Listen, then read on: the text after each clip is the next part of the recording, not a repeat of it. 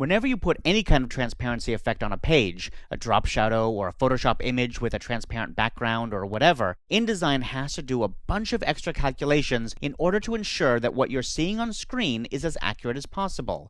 For example, here we have some transparency going on with this bevel effect, and when I go to the Pages panel, I can see that transparency because there's a little checkerboard icon here. That means there's some transparency on this page.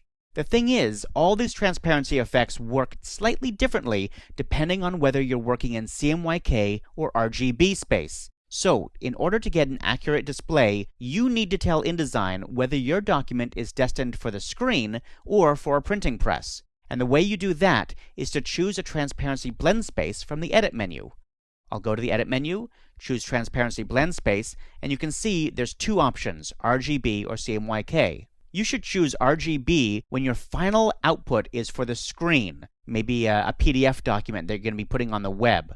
Or maybe you're exporting a JPEG for some banner ad or something. So in those cases, you would choose RGB. You might even want to choose RGB if your final output is to one of those desktop inkjet printers, or maybe even a color laser printer. Even though those printers use CMYK inks, behind the scenes they're sometimes better treated as RGB devices. They're just more accurate sometimes that way. So if your final output is going to be on one of those devices, let's say you're just making a flyer that you're going to be handing out, then you might want to choose Document RGB. But if you're just using one of those devices as a proofer and your final output is really going to be separations onto a printing press, then you're going to want to leave this set to CMYK. CMYK is the appropriate blend space if your final output is really going to be a printing press.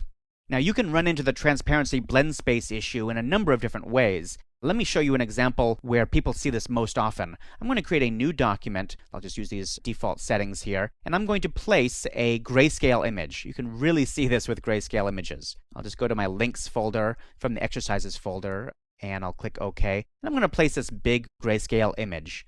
Now that looks fine on screen. We don't see anything special about it, but let's go ahead and put some text here. I'll just put the word cups. Make this big so you can see it. And right now, there's no transparency in this document. There's no transparency icon. But as soon as I go to the effects panel and change the transparency of this word to, let's say, 90%, click Enter, did you see the change there? The whole grayscale image changed. Let me undo that. Command-Z on the Mac or Control-Z on Windows. That's what it looked like before. This is what it looks like after I changed the transparency. So you can see that all the images, in this case this one grayscale image, was suddenly forced through the transparency blend space, and it looks different on screen. It probably won't actually print differently, but in this case, the main thing is it really looks different on screen, because InDesign is trying to give us a more accurate preview. I'm going to just delete that text frame, and we'll see that there's no transparency, so it goes back to the way it was. And I want to show you a little trick. There's a way to tell InDesign to force everything through the transparency blend space to make it look more accurate for our final output without applying a transparency,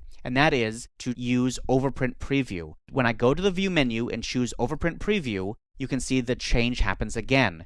The Overprint Preview really should be called Make It Look More Accurate, or force it through the final calculations. And I like working in Overprint Preview when I can, because it often will give me a more accurate preview of what things will look like. The transparency blend space makes a big difference in ensuring color consistency, but even more important are the controls in the color settings dialog box. So let's take a look at those next.